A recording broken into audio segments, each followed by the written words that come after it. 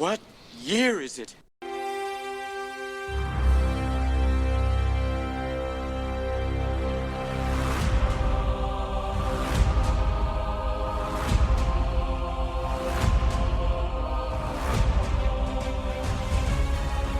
Welcome back, everyone, to another episode of Talking Smack, where we talk superheroes, movies, animation, comics, and much, much more. I'm your host, Josh Scar, and joining me, as always, is everyone's favorite tabaxi. It's Alex. Alex, how you doing?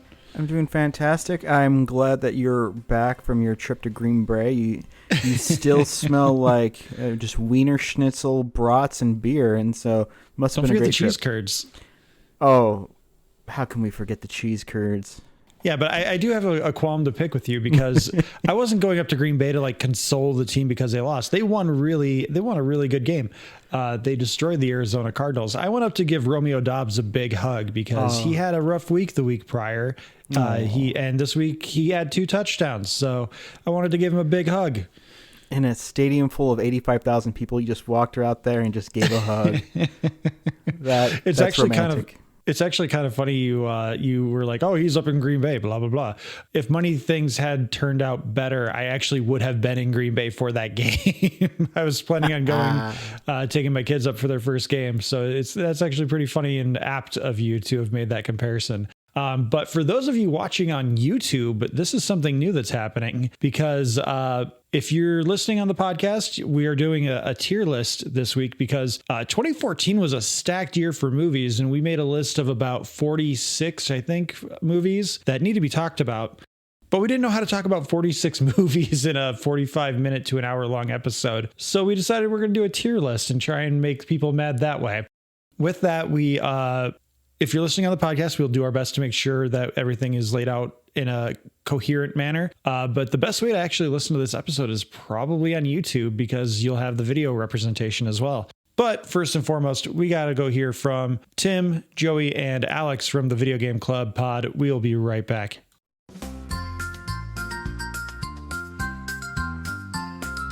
Welcome to my friendly game club where everyone is welcome.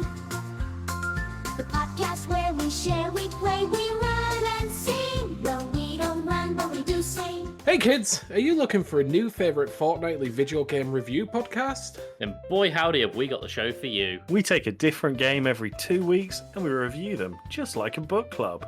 You can find us on all good podcasting platforms. And some of the sketchy ones too. Simply search for the Game Club podcast and join the club today. I kind of want to go to Toys R Us now. I do too, and man, my British accent comes out a lot stronger on that podcast than this one. Well, I don't know if you're the Northern boy or not. That would be the Game Club Pod's Alex, who is also known as the Northern boy, or Celestial Shrimp, or Space Shrimp. But either way, check out Game Club Pod because it's a great time, and the boys are just wonderful. So we are getting into this tier list, which I was not sure how the tier list maker worked when you were creating your own tier list. I had actually gone through and done a list in order of release dates, but they just completely randomized all my uploads from the posters that we've got here. So I guess we'll just go from A to Z or whatever we have, whatever the 46th letter of the alphabet is. Let's do this. I'm excited for the randomness. There's a couple of these that I know you're not going to appreciate me for, but we're going to get into it. So as anyone listening on YouTube can see, or watching on YouTube can see, we have 5 categories. We have all-time classic. We have must see, which is our usual rating. We have it's fine, which is our occasional rating that we allow in if a movie doesn't trigger any kind of response from us. We have pass, where it's basically just like, you don't need to see this. It's not good. And then we have it's bad. This is the one where you say, don't see it. Don't spend your money. Time is an investment. Don't invest anything into this. Let it rot in the pile, in the same dumpster pile as the ET video game. I agree. And let's start this tier list by rating the tiers. I think all-time classic is an all-time classic. Must-see is definitely a must-see. It's fine. It's right there in the middle. Pass. I mean, I guess I will accept that. Maybe if it's on streaming. And it's bad. Yeah, we're going to have to say that one's bad. So this is a perfect tier list. Already. So the first one, coincidentally, that came up here is the one that kind of triggered this whole 10 years ago thing for us is Edge of Tomorrow, Live, Die, Repeat, whatever you want to call it. We've already spent an entire episode talking about this one. I'm throwing it into all-time classic. Exactly. It's a movie that whether it's on it's The Martian, it's The Shawshank Redemption. It's a movie that when it's on, no matter what you're watching, if you're watching on classic TV, if you're watching on streaming, if you come across this movie, you're like, I might as well watch this. This is the thing that's on now. Oh yeah, it is perfectly slotted where it is. It is a must-watch. It should be seen. It's an easy rewatch, a great way to lose a few hours, or just watch Emily Blunt. She's very watchable. She is very watchable in this movie. Next up, we have X-Men Days of Future Past, which, Alex, I'm going to let you kind of kick off the conversation on this because I have opinions, but maybe they're not the same opinion. So where would you slot X-Men Days of Future Past? Is this the Rogue cut or the theatrical cut? I'm going to say the theatrical cut because no one has seen the Rogue cut, except maybe for you. I have that Blu-ray sitting in my basement somewhere. So this is the culmination. They were trying to rejoin the original mutants with the prequel mutants, and of course they center it on Wolverine because everybody loves Wolvie. I remember walking out of the theater loving this and just like, yes! But over the years, it just kind of staled a bit. I would slot it with it's fine. Oh, wow. You're actually a little more contrarian than I am. I know a lot of people would say this is an all-time classic. It's arguably the best Fox X-Men movie they ever made, right up there with X-Men 2 and X-Men First Class. I think it is too Wolverine heavy. Yes. I do think it's also a little too Mystique heavy. It's too heavy on trying to make some things work that don't need to make work other than the fact that they're trying to nostalgia bait us with, hey, it's been 10 years since the X-Men franchise started, almost 15 years. Don't you want to see Patrick Stewart back? Don't you want to see Ian McKellen back? We already got Hugh Jackman back. Like, what else don't you want from this movie? You want bone claws? We got bone claws. You want No, thank you. No one wants bone claws. You want allusions to him becoming Weapon X? We don't even pretend this is happening at the end of this film. You want us ignoring the fact that he should have bone claws from in the future? We're going to ignore that too. Yeah. I'm going to say this is a must-see if only for the Patrick Stewart and James McAvoy Professor X's meeting. Yes, that's really good. That scene alone is the peak of this movie for me. Like, I don't like a lot about this movie, but I do genuinely love the McAvoy Stewart Professor X's meeting of the minds. Definitely. I accept that. Next up, we have Luc Besson's Lucy, which was actually recently discussed on an episode of Two Blokes from Blighty. Tim and Joey both absolutely hated this movie. I think it's absolutely fine. I absolutely nothing this movie. Like, I saw it and I thought it was immediately forgettable. Yeah, basically. It's fine. It's worth a watch just because it's a fine little swagger. It tells an engaging story if you turn your brain off, which is ironic considering it's about unlocking your brain. And then by reaching, which I think by the time this movie had come out, the theory that we only use 10% of our brains was completely debunked anyway. Oh, yeah. But that was the premise they were pushing out with this movie. But I mean, apparently if you access 100% of your brain, you just turn into a USB-A drive. I know, that's another thing. They did not have the foresight to turn you into a USB-C. Or at least a Mac Lightning adapter. I was going to say a lightning cable because she has to be proprietary. But I think there's some cool visuals in there, but the storytelling is absolutely nothing. The movie makes no sense. It has nothing to say. It's just an action vehicle for Scarlett Johansson to become a big pile of goo and then a USB drive. And I mean, Morgan Freeman gets to monologue quite a bit. But it's fine. I don't think it's terrible. I think there are some people that genuinely enjoy it. But I don't think it's a movie that you can actively hate, which is why I think it goes in just fine. Yeah. Our first MCU entry, going right up there at the all-time classic. I'm sorry, the first Guardians of the Galaxy. You cannot hate this movie. Not at all. The subsequent sequels, I think there are some legitimate gripes with, but this first one is pretty close to a perfect Marvel movie. Now, the only thing that really you can hold against it is that this really did set the Marvel tone for every 14 seconds somebody must be quipping somewhere, and that really set the tone for other films. But when you have something like this, which defines a genre where people go like, oh, so it's Guardians of the Galaxy but a video game, or it's Guardians of the Galaxy but this. Just like people will say, oh, it's Die Hard in the White House, oh, it's Die Hard on the sub. Yeah, it set the genre, it set the tone. It's damn near perfect.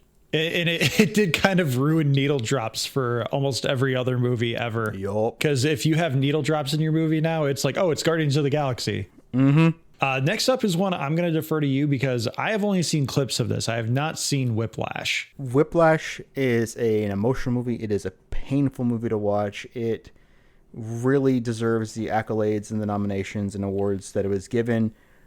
It is a hard watch, so I'm going to put it as a must-see, but you really only need to watch it once. The performances are great, but it really is about a toxic... I'm not even sure if they really give you a message that toxic abuse of pushing people is bad, but it's also like kind of good. I mean, it is bad, but they're also like, it's almost like refining ore and like the pressure on coal creates a diamond kind of thing. Yeah, but should you be doing it? That's the question. Should you be glamorizing it? Yeah. Yeah, it's good. It is really good. I've heard nothing but good things, and everything I see out of it, I'm like, God, J.K. Simmons is amazing. I also I don't care for what's his face. Miles Teller. Yeah, his face is just, he probably has the most punchable face in Hollywood right now. You just see him and you're like, oh, that would be so satisfying to feel that cheekbone on my knuckles. We don't condone it though. We don't condone violence, no. But if you see Miles Teller, maybe you can punch him. Just we absolve ourselves of any legal actions. Allegedly. There you go. Next up, it is Transformers: Age of Extinction. I know where I want to slot this. Where do you think this should go? Pass. Oh no, it's bad. Okay, thank you. It's bad. Okay. There's no redeeming qualities in Age of Extinction. Between the Romeo and Juliet law, like we're talking about glamorizing bullshit, like taking 5 minutes out of a movie because Michael Bay or some producer was like, hey, I had a girlfriend who was under 18, but because of weird legal loophole reasons, I was able to have a romantic relationship with her. Maybe you should put this in your movie. That is grounds for you just not getting to work in Hollywood ever again. Yeah, no, it was bad, and it led us into The Last Night, which the franchise has never recovered from. No, not really. I mean, Bumblebee is still very good, especially the first 5 minutes of that movie. I still will hold that Rise of the Beasts is also very good. It's a lot of fun. It does more of what you want a Transformers movie to do. Obviously, we've talked about Transformers 1. It wasn't my cup of tea, but I also don't like tea, so Next up, How to Train Your Dragon 2. If it's on All-Time Classic, I'm going to be mad. Yo, yeah. This is the Empire Strikes Back of animated sequels. Like it is practically a perfect movie. Like the only thing I can think of that would be a downside to How to Train Your Dragon 2 is how heavily they're foreshadowing Stoic's death. Yes, but How to Train Your Dragon kind of reminds me of how I rank the Lord of the Rings movies or the original Star Wars trilogy, which is the first one's good, the second one is just perfection, and the third one caps things and you can walk away from. You won't have a bad time putting any of them on, but you're probably leaning towards the middle one if you're going to pick a DVD Blu-ray from your collection to watch. I think that's fair. Next up is the Not Rock Hercules movie. There were 2 Hercules movies that came out in 2014. There were? And I can't remember who starred in this one. Let me pull it up real quick here. IMDb.com. Hercules 2014, Not the Rock. There was more than one? There's the legend. Oh, this is The Legend of Hercules with Kellen Lutz. Yeah, oh, yes, there were 2. Oh, pass. I mean, no, it's bad. No, put it in as bad. It's bad. Okay, we still don't have a pass yet. That's interesting. Next up is the RoboCop remake. I think it's fine. I think there's a lot of stuff that they tried to do, but because they limited themselves to a PG-13 rating, it kind of became a little bit too cluttered. But I really enjoyed the update to the classic RoboCop look. I think the helmet in both iterations of the suit is kind of dumb, but it also makes me very hopeful for a Mass Effect movie because the armor is basically just Mass Effect armor. Oh, yeah. But I think it's fine. I think the the things they tried to do and the things they did well work. It's just that it's a little too cluttered, because the premise of what makes a RoboCop, how far do you go before the man becomes the Robo? And I think there's interesting stuff in the scene where they like take away all the robotics of him to show like what was left after the explosion. Like that's genuine body horror stuff, which I don't like, but like Joel Kinnaman kind of sells it too. You're right. It's fine. It doesn't have the satire of the original first two, and it doesn't. And that is something that's missing from it. Yeah. And it doesn't quite know what it really super wants to do for itself, because it can't be like super pro cop, but it also can't be super anti this. So it finds this middle ground where there's some very cool visual ideas, and if it had been more successful, I think with the producer, writer, directors, with a little bit of success behind them, a little bit able to throw their body weight around, I think the second one could have made it a more definitive statement, but it just ended up as it's fine and was kind of forgotten. Turning it into a generic action blockbuster did kind of hurt it. But again, I think there's little things in there that really work, like focusing on his relationship with his family. And I mean, you've got an amazing cast in there too, along with Joel Kinnaman as Abby Cornish plays his wife. Yeah. You've got Samuel L. Jackson playing a Fox News host. You've got Gary Oldman playing the scientist that's like trying to find the middle ground between the perfect cop and keeping his humanity intact. And you've got Michael Keaton as the villain. It's got everything you want in it except for a quality story, which is why I think it's fine. Yep, I agree. Next up, we have Mockingjay Part 1. This is another one where I think I would say it's fine, because they're doing the whole splitting up the last book into two parts. I legitimately don't know that I could say I remember anything from this movie, though, other than the very end where we see PETA betraying them. I don't even remember. Like, I just remember they're looking at a TV screen and PETA's on screen. It's fine. That's what it is. They needed to split the book in two. They padded it out with Katniss like doing promo shots for the revolution and all that stuff, and then you get the cliffhanger ending of PETA being mind controlled, broken by the system to support Snow. It ends up fine, but they should have been one movie. It should have been one movie, and I mean, you can also very much tell that everyone was checked out by this point, especially after the passing of Philip Seymour Hoffman. Yeah. No one was interested in this franchise after the second one, I think.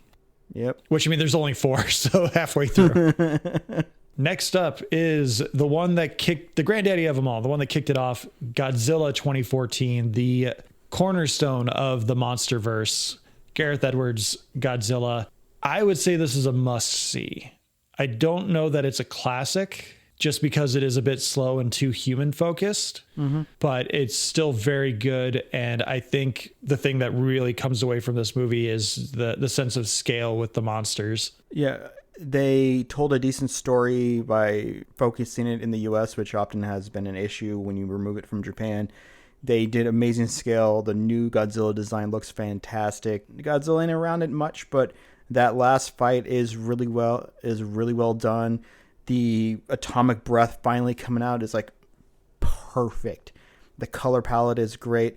And you get to see what happens when Quicksilver and Scarlet Witch aren't around Robert Downey Jr. Apparently they get married and try to have kids.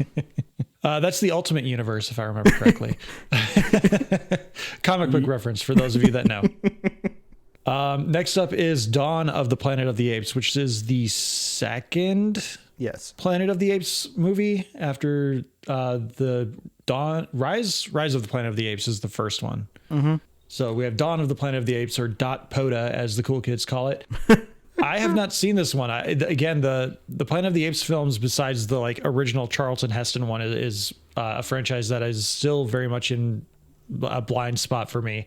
I just kind of forget they exist, so I forget to watch them. So Alex, I'm going to defer to you. Where would you put Dot Poda? I think it's fine. I've never really gotten the hype around this series. I watched the first one, and it was all right, kind of showing the origins of it, and then we get to Dawn. I think Rise is the third one or something like that. I think it's War. But I don't really get, I mean, other than being a technical showpiece for how amazing mocap actors, when working hand in hand with visual effects artists, can do. The stories are fine. I get they're going for something more. They're using it as allegories for war and oppression and racial theories and all this stuff. I get what they're investing in, especially with the power dynamic being changed, where humans are now the subservient or being hunted, and then the foundations of society. But I don't even like to see them when they're on. I just kind of like, yeah, I saw them once or twice and it's fine. I move on. They never hit a good emotional core with me. I think that's fair. I know a lot of people really enjoy them. These are ones that just slip through the cracks for me. I don't know why. So I'll defer to Alex and say that Pota is Dawn of the Planet of the Apes is absolutely fine. Next up, this is a different one for us. This is the Grand Budapest Hotel. What's the director's name? I forget. He did Fantastic Mr. Fox. He's the guy. Wes Anderson. This is probably like peak Wes Anderson at his best, like storytelling and his classic visual style. I would say this is a must see. I think this one's a lot of fun. Ralph Fiennes is doing really good stuff. I forget who else is working alongside him. But it's a fun little mystery movie, if I remember correctly. Like there's a murder involved, and Ralph Fiennes is just chewing scenery in the best way possible, and he's having a lot of fun. So I would say Grand Budapest Hotel is a must see. Definitely. And for the MCU fans out there, Flash Thompson himself is in this. Tony that's right. That's who it is. He plays the young bellboy. Very cute love interest with Saoirse Ronan. Who I know I butchered her name. My apologies. I think it's supposed to be pronounced like Saoirse. Okay. I saw a video of where someone's asking her, like, how do you pronounce this? And they're like, oh, it's Saoirse, or you pronounce it another way, but Saoirse is like the most commonly accepted one. Okay. So Saoirse, even though it's spelled like Saoirse or Saoirse or something like that. Those dang Irish or Scottish people with their Gaelic. Sorry, Chat Tsunami, we love you. Next up, this one I'm really interested to get your opinion. It's Snowpiercer. I really like this movie. It's a movie that's kind of made its way into a lot of zeitgeist conversations. But I really like this one for nothing in the movie other than the fact that externally, this movie, even just existing, which I believe it's a Bong Joon-ho movie as well, Parasite director, the host director, and Mickey 17 coming out next year, which I'm super excited for that one too. The fact that this movie even had any kind of release is kind of a miracle, and just a giant middle finger to Harvey Weinstein. Because he watched the cut of the movie. He did not like it. He didn't think it was going to make any money. And so he's like, we're going to do a limited release. Then we're just going to push it to DVD, Blu-ray, home video release. And Chris Evans, Bong Joon-ho, production, everyone that was working on this film pushed back, and they fought for a wide release, which I still don't think it did great. But the fact that it did get a wide release is kind of a victory in and of itself. I think it's a must see. I don't know that I would say it's an all-time classic. I think it kind of loses itself with the dark ending, which, I mean, that's kind of the point of the movie. But overall, I think that it just misses the mark for being an all-time classic, in my opinion.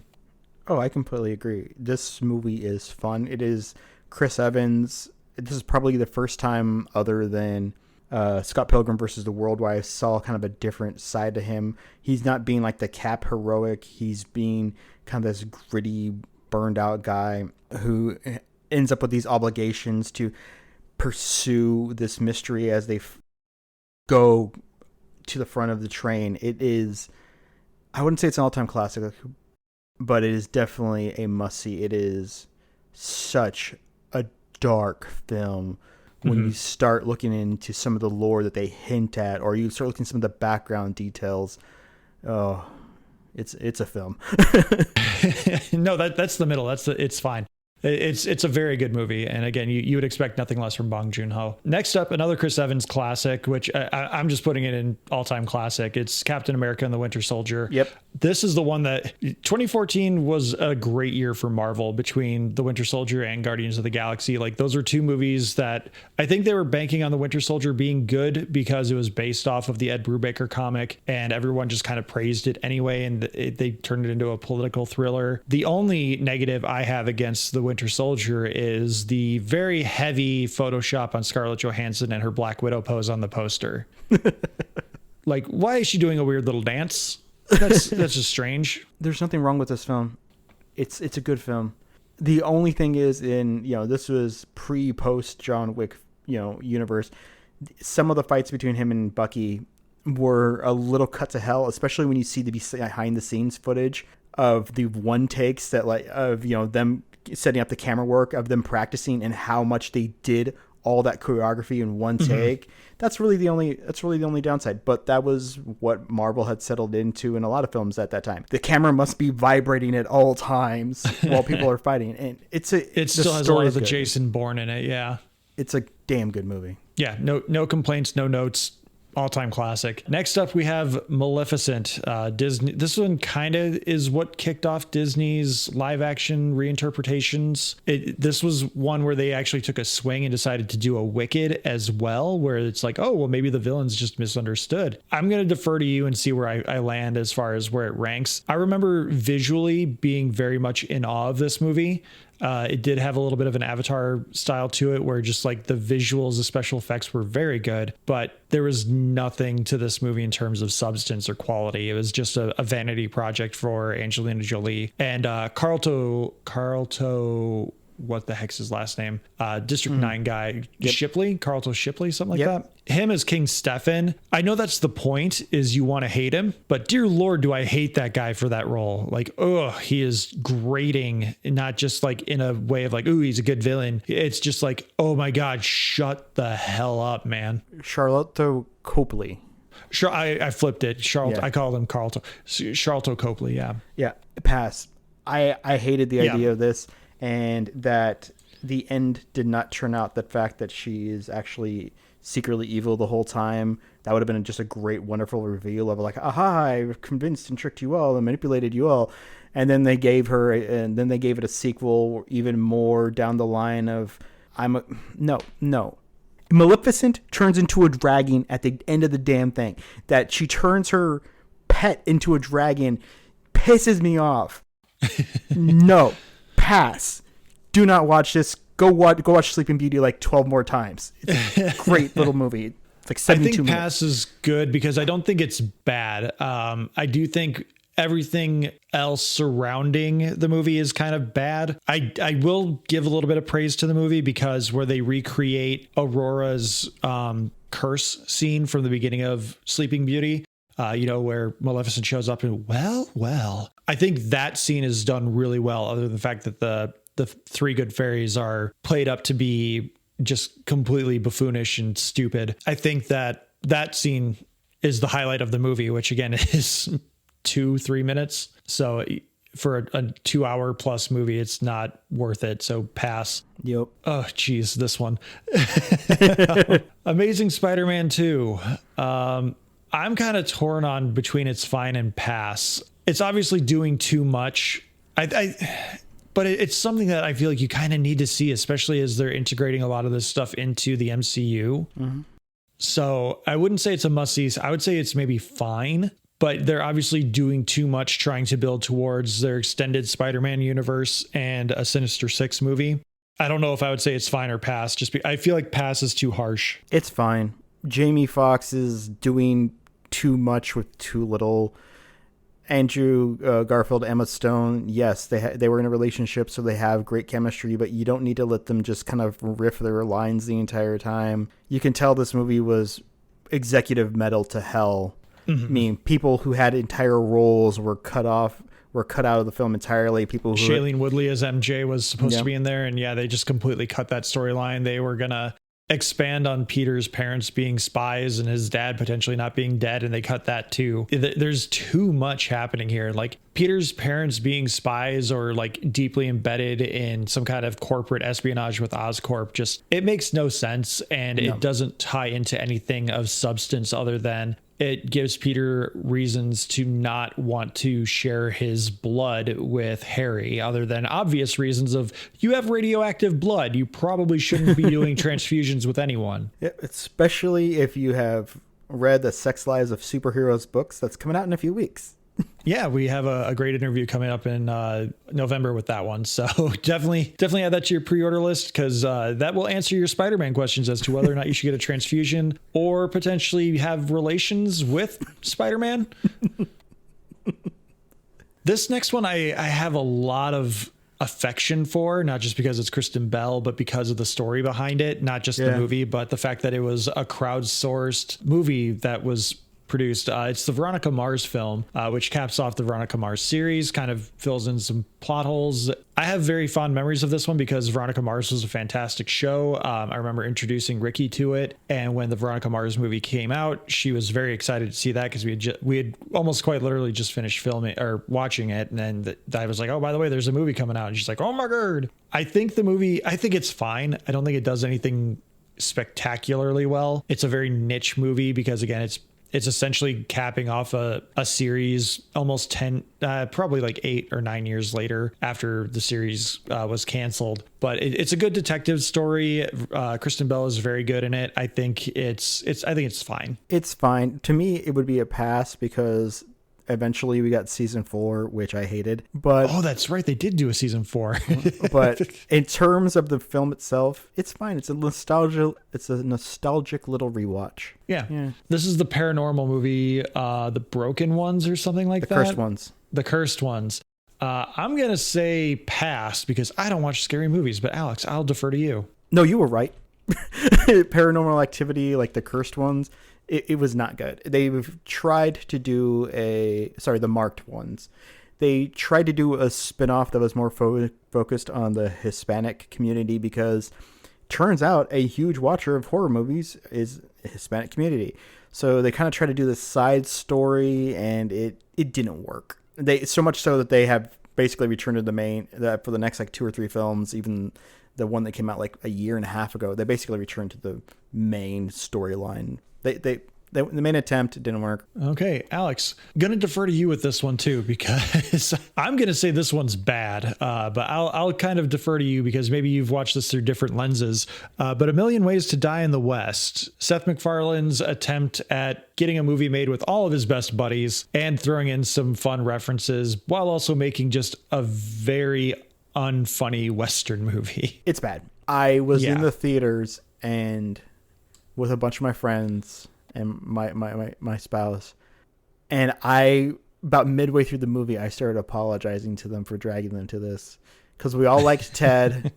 Family Guy was still popping really well with its return. I mean, there is some good stuff in here with the mustachery and Neil Patrick Harris.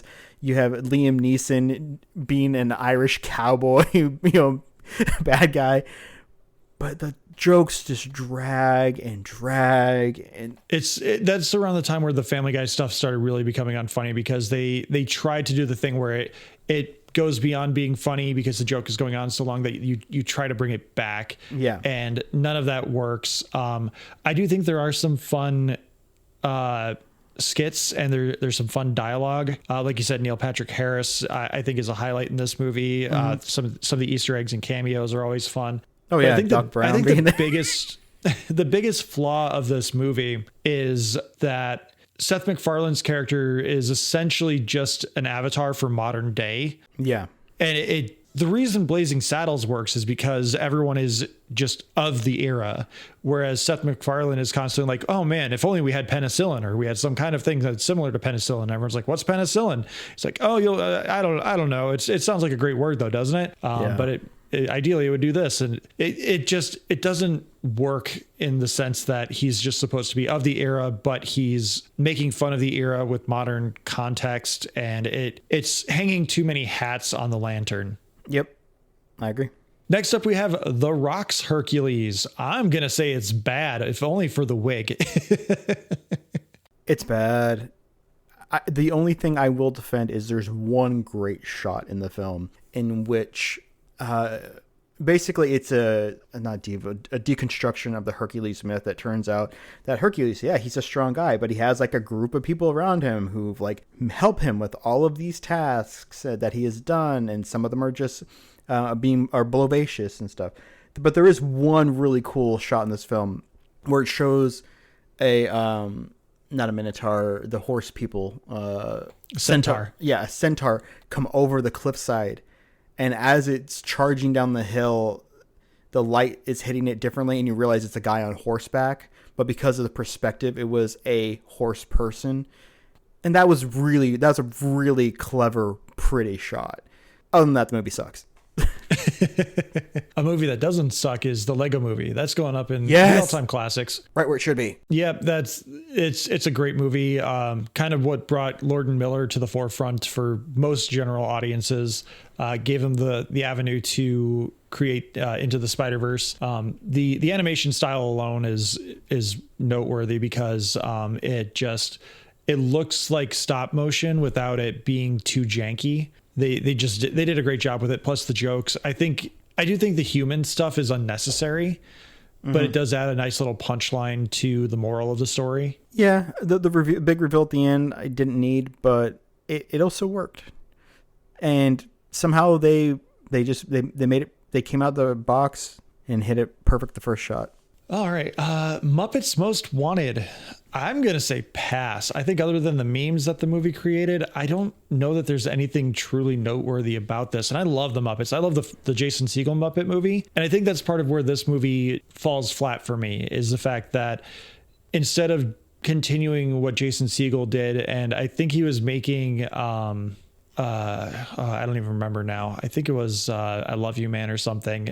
He was making another movie and he wanted to come back for the sequel, but Disney was like, well, we've already set a release date, so we're just going to go ahead without you. And it completely missed the mark because you didn't have that satire humor involved here. It kind of went back to the Muppets exist in the universe and we're going to just put a bunch of celebrities in here and let them riff and see what makes people laugh. And unfortunately, a lot of it was not letting people laugh. Yeah, it's exactly where it should be. You're passing this movie by to grab the one with Jason Segel and Amy Adams.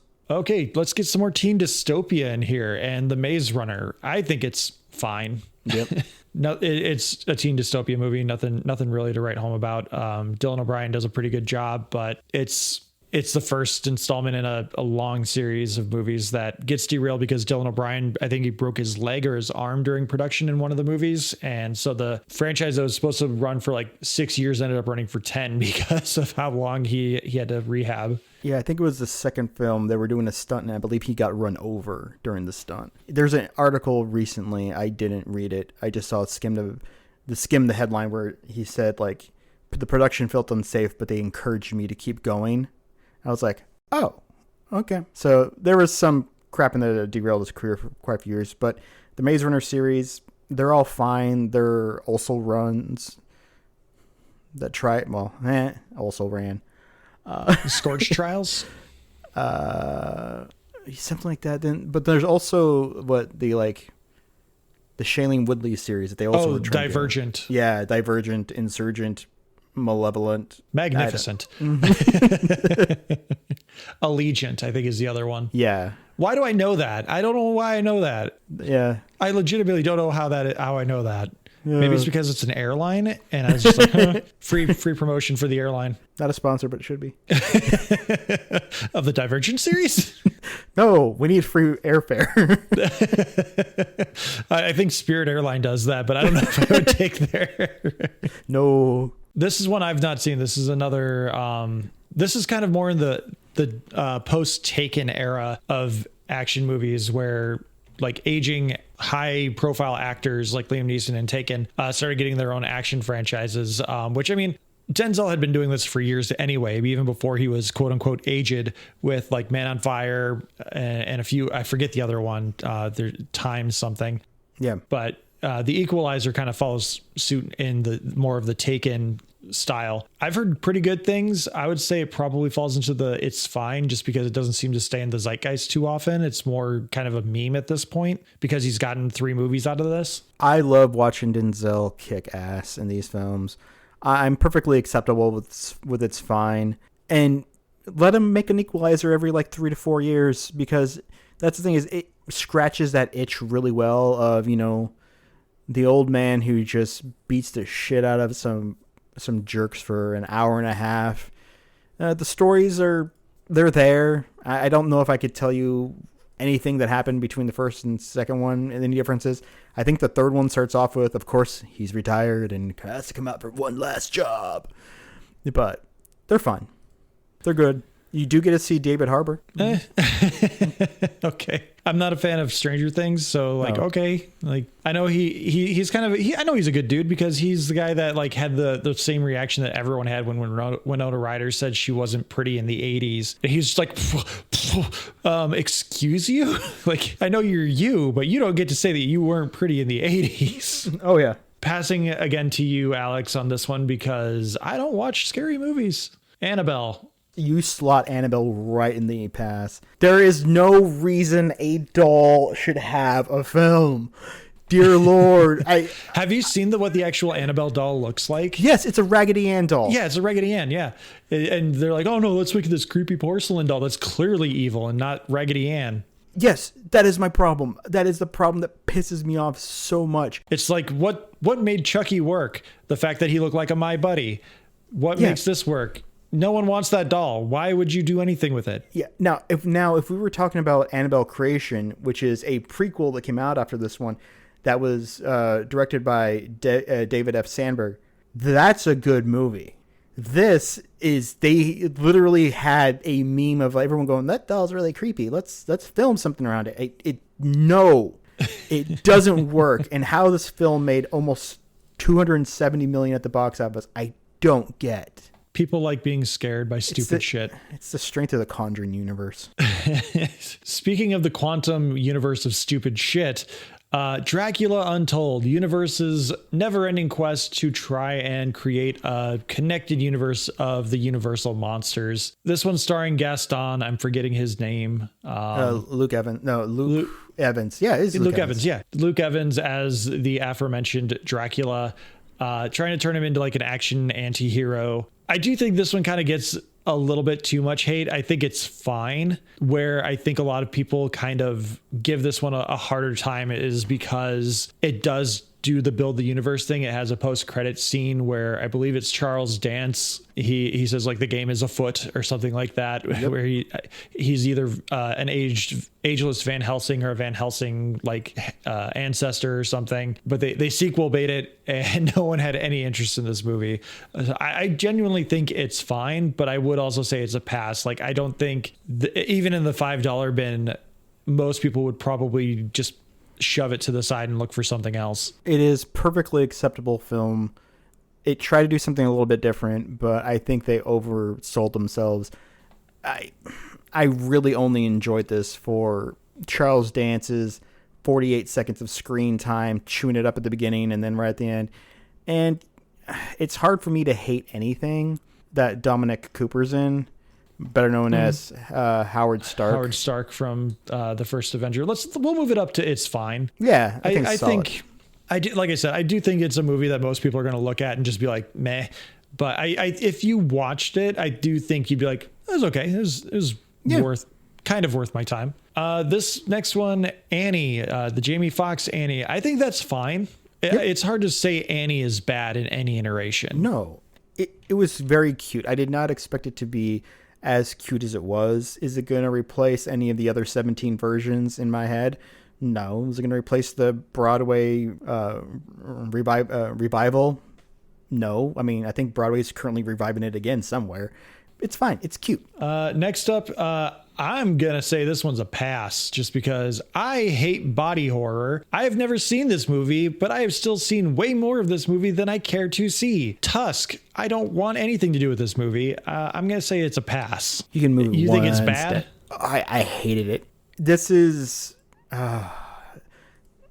he's getting away from crap. What's the director? This is Kevin Smith. This is Kevin Smith at the height of his I'm getting away from the View Askew-averse. Yeah, I am stoned out of my ass. I'm not trying as much as I should be. I've lost all passion. I'm just kind of, which is really sad because I don't think he's lost all passion. To me, he's lost whatever desire it is to be more palpable. Because he was on an upward swing from Clerks to Mallrats to Dogma, Jane Silent Bob Strike Back. He really tried to go mainstream with Jersey Girl, fell back in with Clerks 2. Then he tried Zack and Miri and Cop Out. and he just got burned. And so he just started kind of making, I think Red State is an underappreciated film that he did. But then he did Tusk off of like some joke that he was making on his podcast with some friends. And it just, no. I don't like the body horror, and I don't get what they were trying to say with it, other than to be as grotesque as they could. Like I said, I have never seen this movie, and yet every like 2 to 3 years, this pops up in the zeitgeist and the internet. It's just like, oh man, Tusk, blah blah blah blah blah. I want nothing to do with that movie. I no, thank you. Next we have Expendables 3. We're gonna say it's bad. Yep. Either pass or it's bad. It gets rid of all the gore and fun of the first two movies, and it tries to be a palatable PG-13 movie where you think they're passing the torch to a young Liam Hemsworth to be the new Expendable. Turns out he is just completely expendable and dies in the first act and is the catalyst for the conflict at the end of the movie. And no thank you. It's just not fun. It's not good. Nope. You have it exactly where it should be. So this is one, again, I'm deferring to you. I have not seen American Sniper. I know there was a whole mess of people that were very excited about it because it glamorized a highly decorated American soldier. But I do know that there are some things that the movie over glamorized, and they decided not to take into account some of the trauma from this guy's military history. And it never just appealed to me to watch a story that I knew was just so heavily altered. I'm really torn because looking outside of it is based upon his book, and some of his book did get debunked and or settled because of how he portrayed some people in it and stuff like that. The guy was really good at his job. He served the country well in a time when it was needed.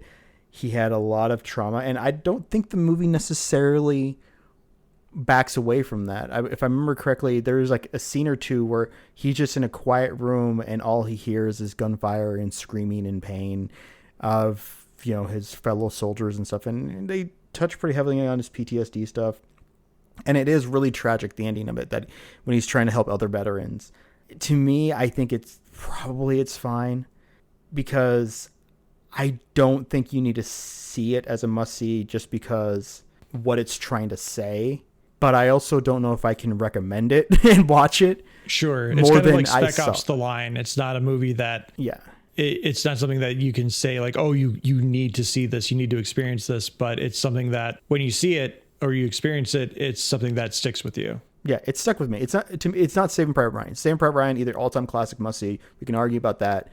I don't need to see it anymore. This one, I respect the story and what happened, and obviously the end of his life and the way it affected his family and other veterans. But for me, it's a fine. We have another all-time classic on the board. It is John Wick. We did an entire episode 3 weeks ago now about this. So check that episode out and give it a listen, because we don't need to relitigate it. John Wick all-time classic. Exactly.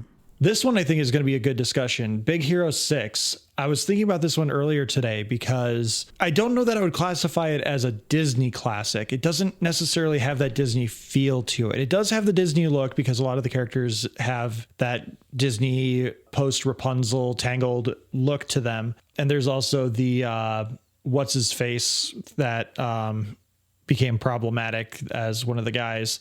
He's in Deadpool. What the hell's his name? Weasel or Poppet or whatever the hell his name is. He plays Weasel. TJ Miller. TJ Miller. Yeah, he plays Fred in this. So like obviously there's some problematic casting involved here, but I mean it's one character out of a pretty good ensemble. I think it's a must see. I don't know that I would say it's on the same level as like the Lego Movie or Guardians of the Galaxy. I don't think it redefined anything. I think it's just very, very good. I believe you're right that it's a must see. It is not like its source material almost at all.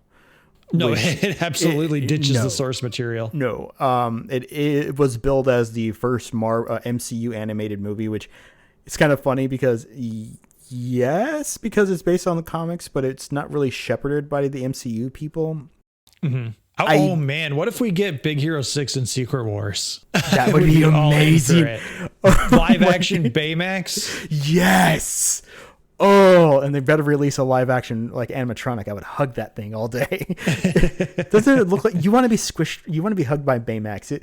He's squishable. It's like being hugged by One of the reasons marshmallow. I've been trying to convince my kids to go to Disneyland for our next Disney trip is because I want to go hug Baymax. Yes. I want to know if he smells like marshmallows. The cast does really well. The story is very good. But you're right. There's just something a little off about it. It's not quite Disney. I think if it was a DreamWorks, like it would probably be more highly regarded just because maybe DreamWorks just doesn't have that higher level of quality compared to Disney. But it's also just, I think maybe the lack of musicalness of it. There's just something a little off in terms of it being a Disney classic, but I don't think that it's not like just a very, very good Disney movie as well. Yeah, I completely agree with that. And also, I mean, for the last 10 years, anytime I fist bump anyone that's younger than me. Exactly. I love Big Hero 6. I watch that probably 2 or 3 times a year. This next one is, again, one I have not seen. I think I did the math. I think there are 16 of these movies that I have not seen. Which, again, it's funny that I'm the one that made this list. And I'm just like, I know people talk about this one, or this was a popular franchise. Like, yeah, well, we should talk about this one. But this, I don't even know which Night of the Museum this one is, but it's Night of the Museum, Secret of the Tomb, I believe. Third one. So, I mean, I would say it's a pass. I don't care for any of the Night of the Museum movies, but this is the third one. And I think this one kind of killed the franchise, or did they do a fourth one? No, they killed it. This was 5 years after the second one. You can tell this is just Sean Levy and Ben Stiller returning because the right, profit sharing. The right number of commas were in the check. Yeah. I mean, it's still kind of fun. After the first one, the second one had run out of ideas. And this just continues the joke of, what celebrity can we get to be someone famous from history? Can we get this person back? Can we get this person? Can we get this voice actor? And it was fine. Check out the crazy antics of tiny cowboy Owen Wilson. Yes. It's a pass. It's a pass. Penguins of Madagascar. I'm going to say this one's a must-see. If for no other reason than the wordplay that John Malkovich gets to have when he's ordering his henchmen around. Yep. The penguins. Charlize, they're on the roof. Elijah, would you please? I don't know why this movie's so damn charming. I don't like the Escape from Madagascar movies, necessarily, but the damn penguins loop me in. Whenever I go to the orthodontist, they typically have something playing above me, and it inevitably, every second or third trip ends up being one of the Madagascar movies. And if it's the darn penguins, or they're on scene or on the screen, I am watching them. I do think that this movie, among others, I'm looking at you, the My Little Pony movie from 2017, I think. This movie does what the My Little Pony movie should have done, which is it doesn't really advertise the celebrity cast. Because the main cast is the core group of penguins that they've had since Madagascar 1. And I mean, they recast some of the guys in the TV show for Penguins of Madagascar, which I would recommend. It's a hilarious show as well. But you have Benedict Cumberbatch, you have John Malkovich, you've got I think Ken Jeong is in it as well. There's a whole side group of super spy animals led by Benedict Cumberbatch's wolf. And yes, they're celebrities in this movie to kind of add legitimacy to it, but they're not the focal point. The penguins are, as well as John Malkovich's octopus character. But it does it in a way that works because they're still featuring the voice actors and the voice talent from the Madagascar franchise, the Madagascar franchise in this role. They're just being supplemented and complemented. They're not being replaced. Whereas my point with the My Little Pony movie, Emily Blunt is top billed, and they don't have any of the 5 main characters that we spend most of the time with in this movie, being the My Little Pony movie, on that billing. Not even Tara Strong is billed on the poster. And then if you look at the poster, Emily Blunt's character is like a quarter of an inch in the bottom, right or bottom left corner. Like her character is just completely tucked away because the main characters are the fucking ponies. But God forbid Tara Strong gets top billing on the poster. Listeners, in case you didn't know, because we don't do this as a visual medium often, right behind Josh, where he has this beautiful Captain America Winter Soldier shield, is a line of My Little Ponies. He has the main 6 up there, and the signed print of from Tara Strong as Raven. Twilight Sparkle. No, you have Raven, Tara Strong, signed print from Teen Titans, not Teen Titans Go. I gave him the Teen Titans Go one. Teen Titans Go. He melted it, and to the right of it is the Twilight Sparkle signed Tara Strong Inc.'s animation cell. I do have a Harley Quinn #1 signed by Tara Strong, just so you know. Why isn't that framed on the wall too? Because technically it's Ricky. I just say I because, marriage, sharing of property and whatnot. But let's keep moving. We don't have a whole lot left. The Michael Bay produced, I want to say produced Ninja Turtles movie. I want to say it's fine. Wait. I think this isn't the sequel Out of the Shadows or whatever it is. Okay. Yeah. Okay, fine. This is the one with the elevator scene where they do the beatboxing before they go fight the not Shredder. Although now I just reminded myself that there's the whole cut storyline where they were going to make the Shredder a white dude. And it's very obviously reshot to recontextualize all of the scenes so that there is a second Shredder that's not the white dude that was the banker in The Dark Knight. Yeah. William Fichtner was Shredder until people were like, why is there a white guy as Shredder? And then the very people obvious deduced really quickly that he was obviously going to be the Shredder, and Michael Bay was like, "Oh, yeah." I think it's a pass, but it's not bad only because of the beatboxing scene in the elevator. That were the voice it wasn't the voice actor. It was the mocap and voice actors were just hanging out together between takes, goofing off. Yeah. And good. Alan Richardson is Raphael, which I think this is one of the first Turtles. Well, no, it's the first live action Turtles movie, obviously, since Turtles in Time. But it's the first one that really kind of tried to add physical differentiations between the Turtles beyond just the red or green or blue or mask. I got green in there because I'm thinking Power Rangers, like the red, orange, purple, blue. That's the only physical difference between them. Where this one, they actually made them different sizes. Some are leaner, some are more muscular. I do think there's too much decoration going on. Leonardo's got the bamboo chest plate, and Donatello's got the headgear, the goggles. Michelangelo's got the all the surfer tropes going on everything, every inch of his body, and then Raphael's got the do-rag, which the do-rag had been a thing in the cartoons, I think, for a while at that point. But I think if you go on YouTube after you're done watching this video or listening to this podcast, depending on where you're viewing this, just go Google TMNT elevator scene, watch that, and then you're good. That's all you need to see from this movie. Agreed. So I know this won Best Picture in 2015 for the Oscars, but I did not see Birdman. You didn't see Birdman? I didn't see Birdman. I didn't know what it was. I don't think I saw that it had come out. Ricky and I were newlyweds. We were getting ready to start a family. So, or expand our family, I should say. If you're a married couple with no kids, you're still technically a family. I don't want to downplay any of that, but we were expanding our family, or we were working on expanding our family. We had just gotten a new kitten as well. So I wasn't paying attention to the Oscar season stuff, but I know it's a pretty good movie. I don't know. It's an Oscar winner. So for me, there's an automatic hesitation to say it's an instant classic just because the Oscars miss so much so frequently. It's a classic. It is really good. You have Emma Stone given definitely an award-winning role where you can tell that she is starting to come into her own really well as an actress. Zach Galifianakis is really great in his role. Edward Norton is, of course, great as an asshole. Amy Ryan, Adriana Resborn, Naomi Watts is in this, and it is written and directed by Alejandro Inarritu, who went and did The Revenant, I think. Yeah, he did The Revenant a year later and got Leo his Oscar. It is a fascinating film.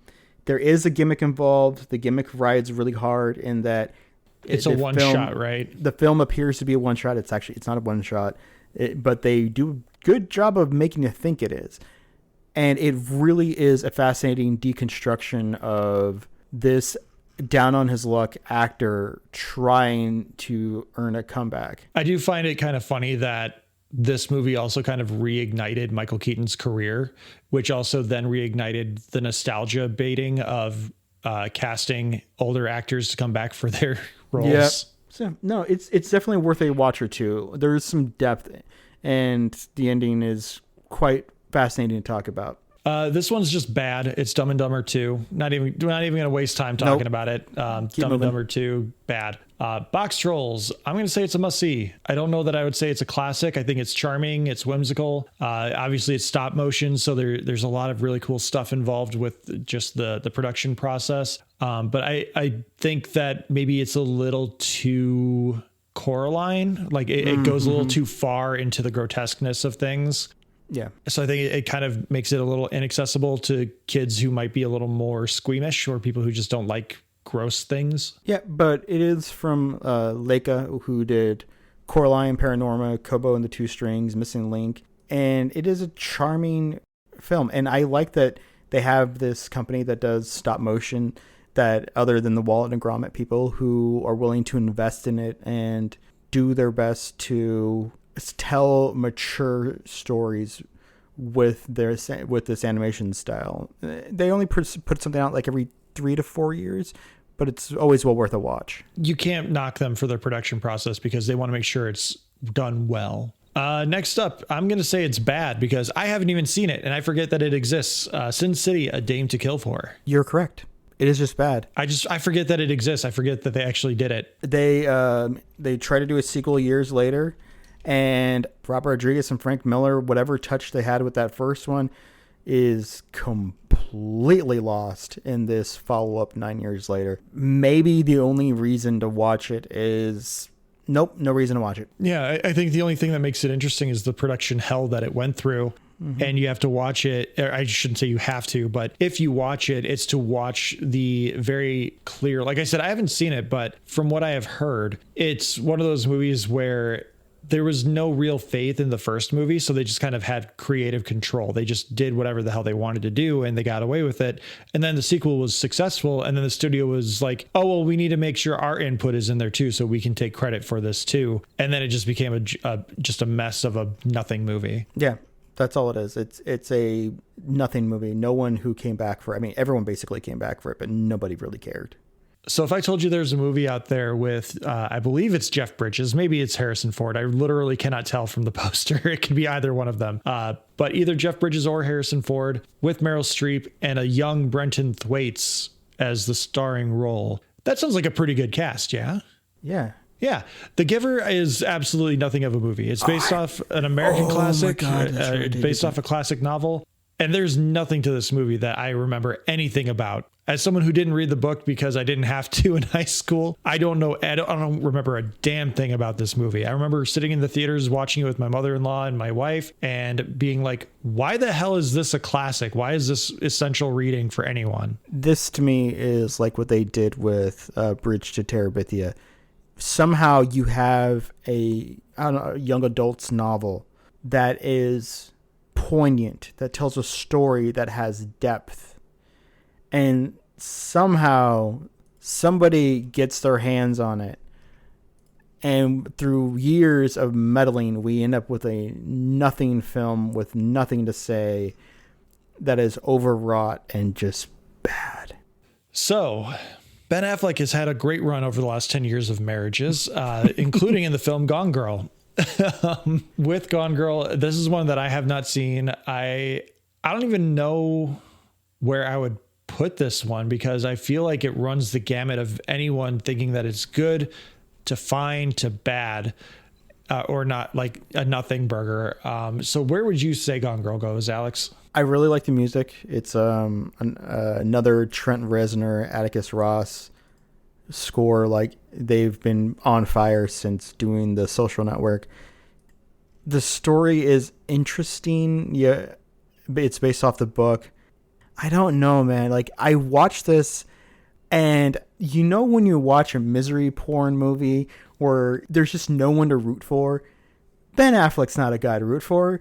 He's with Rosamund Pike, and he is secretly on the side sleeping with one of his students, who's played by Emily Ratajkowski.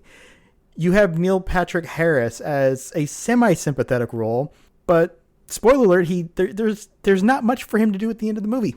And oh man, I find in one hand I might piss people off by saying it's bad.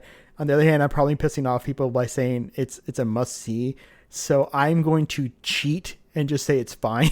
I think that's fair because, like I said, it runs the gamut of people. Like there are moments where I see people being like, "Oh, this part's really good," but there's the creep factor and all this, and there's also the fact that Ben Affleck's character is not relatable and he's not sympathetic. No. And like obviously Rosamund Pike's character isn't sympathetic because she staged her own death to try and frame her husband. So there's a whole thing going on there. And I think it's fine. Yeah, it's a movie that if you're scrolling through Netflix, you've seen everything else and you're like, I haven't seen this yet. And then you watch it and then you're like, okay, well now I need a palate cleanser, but you at least experience something. Yep.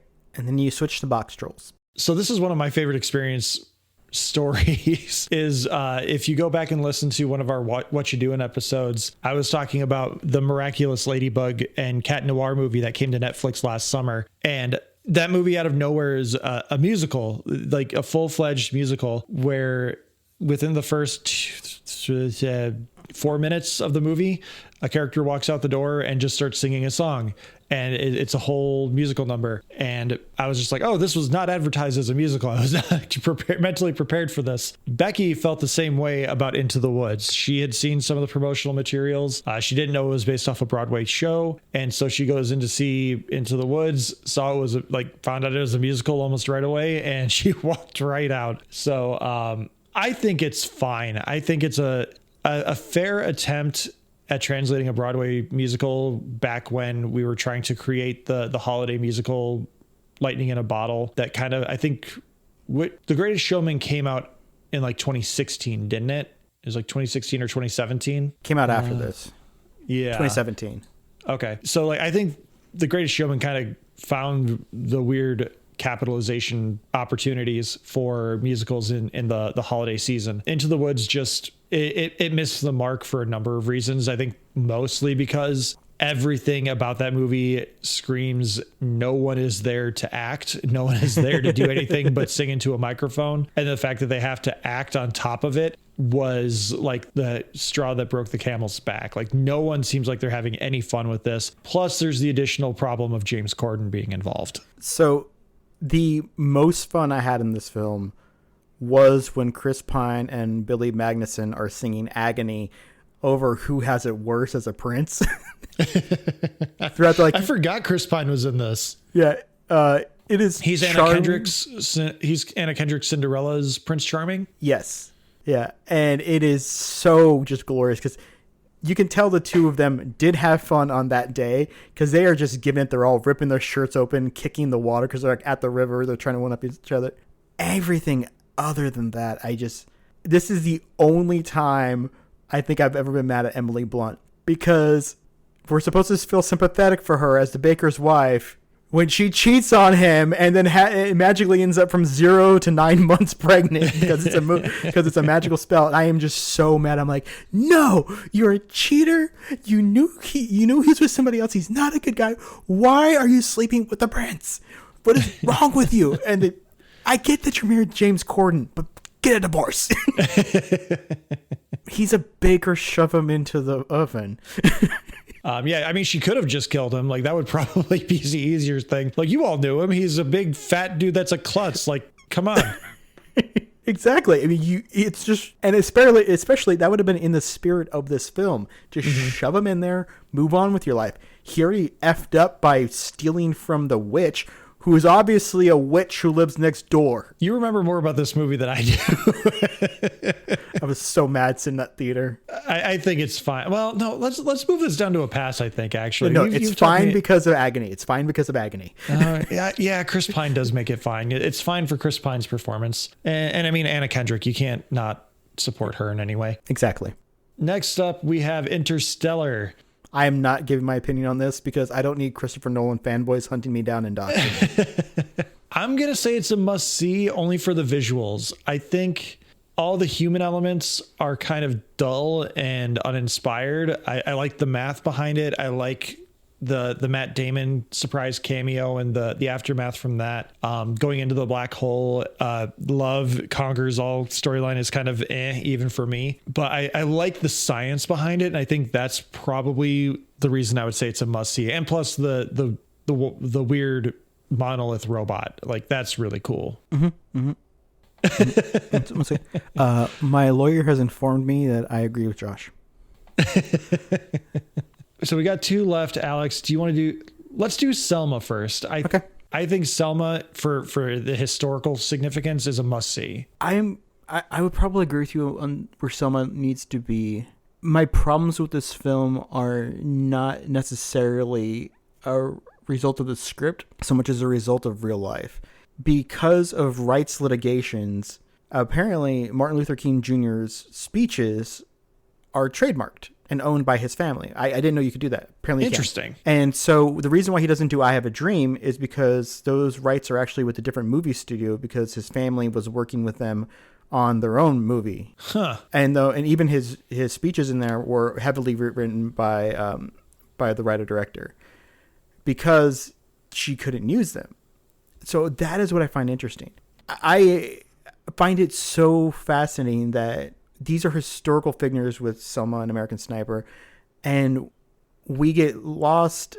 Reality gets lost in litigation and also movie studio rights and productions over people's lives.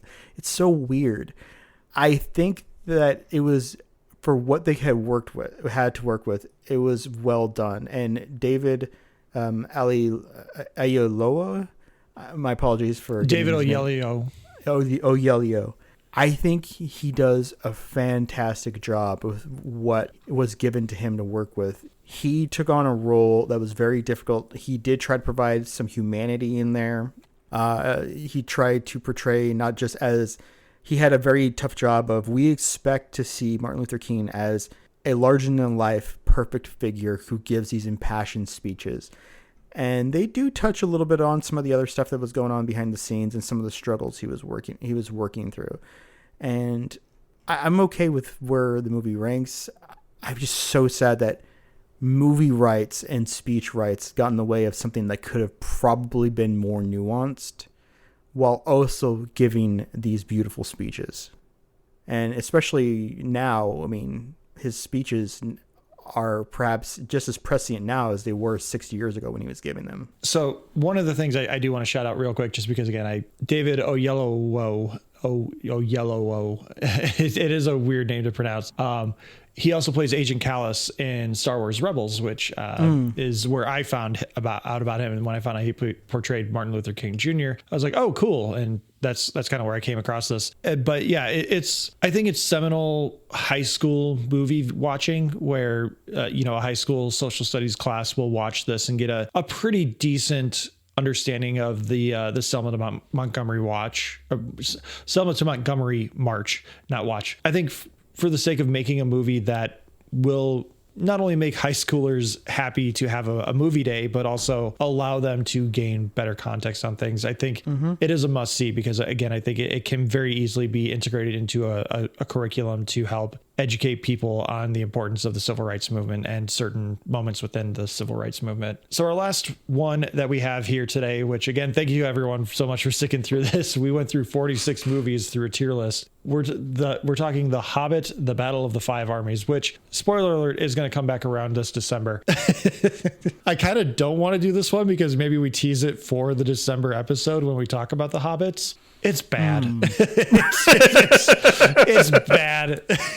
I am dreading having to rewatch that movie for what we're doing in December. It didn't need to happen. And there's so much wrong with that movie. Oh, yeah. So children out there who may be reading The Hobbit and want to watch these movies that are coming up to the appropriate age, you have to wait until you're 18 to see The Battle of the Five Armies, because that children's book is rated R.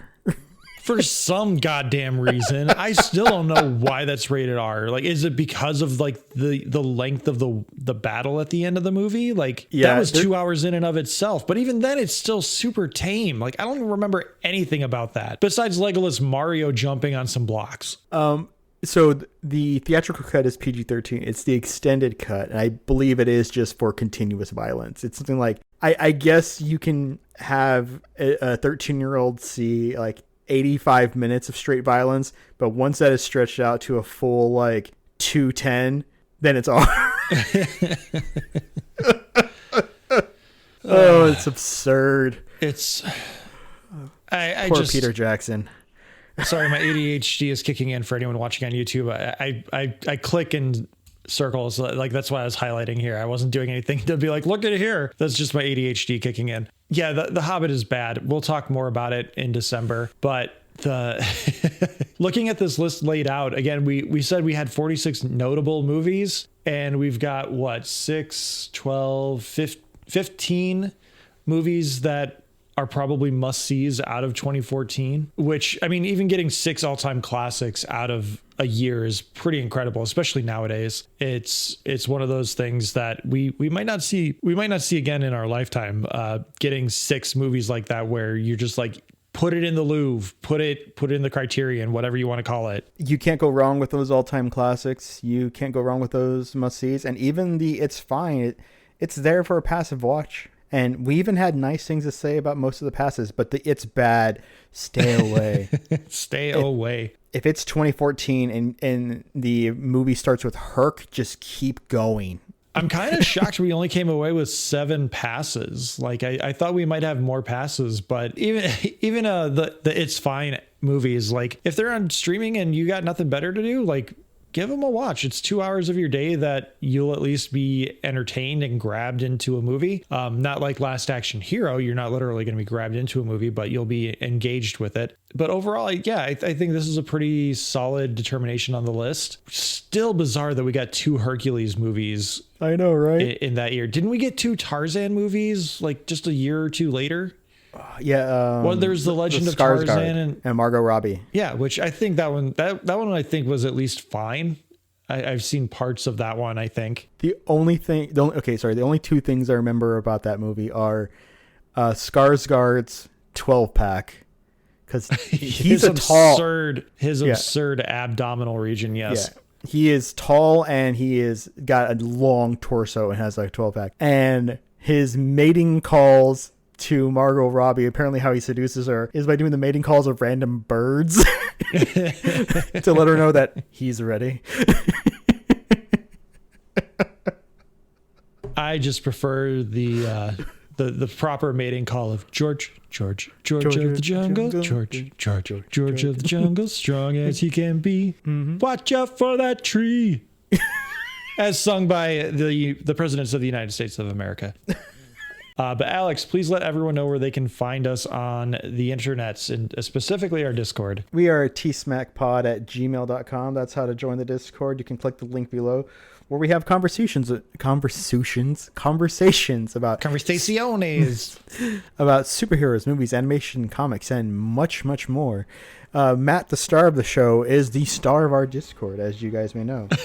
And also, you can find us on socials at Talking Smack, on Lonnie's website, Blue Sky, Mastodon, Tumblr, AIM Chat. This is the second week in a row you've advertised Mastodon. I don't have a Mastodon. Oh, we don't? No, I don't know how to work that website.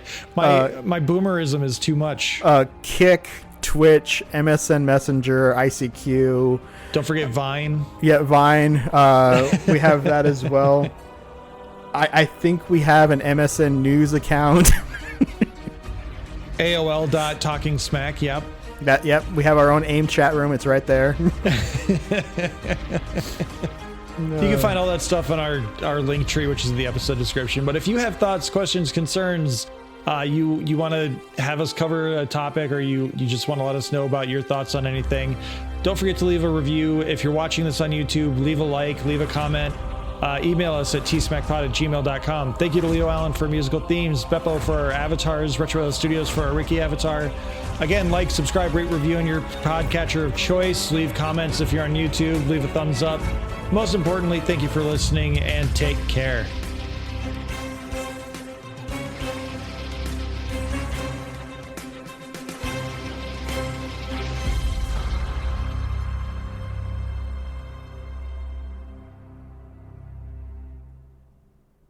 I'm a grumpy old man. I don't like everything the way it is now compared to the way it used to be. I thought the episode would go a different way, so I had thrown that in as the post credits. I think that's perfect.